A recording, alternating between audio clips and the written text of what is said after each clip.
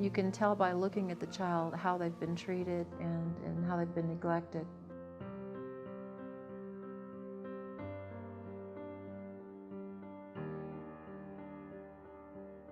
I used to run around the streets, sad all the time, cold, see a lot of fights.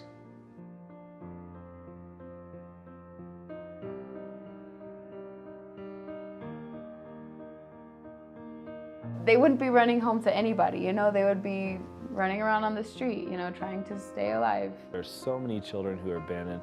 In Cusco and down in Puerto Maldonado, there are a lot of children that are abandoned for, the sad thing is it can be as simple as a cleft palate, a disability, a slight disability, or just an unwanted pregnancy, and children, even babies, get abandoned.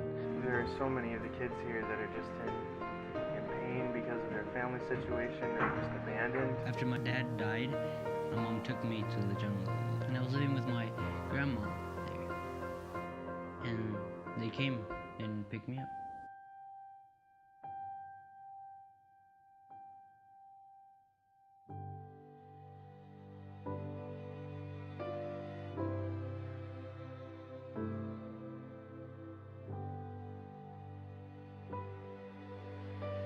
The Lenzes are amazing people. They are definitely the kind of people who don't fit in the traditional box. They will always see him in town with some kind of like children around him.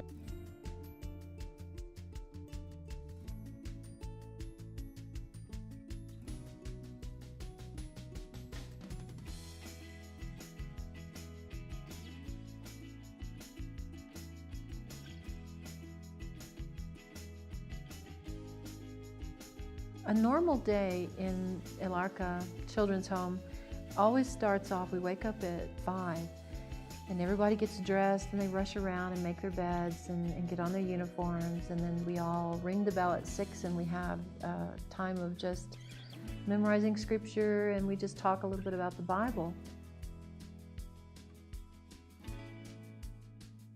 When two parents, a mother and a father, are taking care of these children, the change is drastic for practically every child. You may have all sorts of plans for the day, but if there's one child that has some sort of need or needs love, that's the one you help right then. That's the one you love on.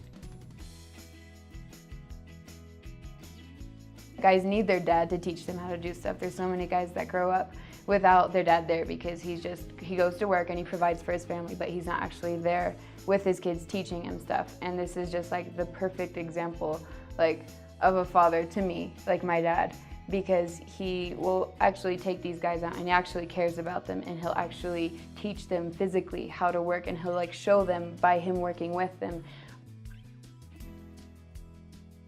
The reason we came down to the jungle, we want to try to become as self-sustaining as possible. We have a little over 116 acres here for the kids to go out there and explore and play and let their imaginations roam.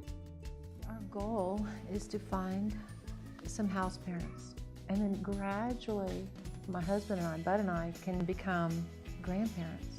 The main things that my family has been praying for is just people who would come and who would be willing to help in any way, or who would be willing to just, you know, just to love these kids, you know. There's so many people that if you would just love them, that there would be such a big difference in every way.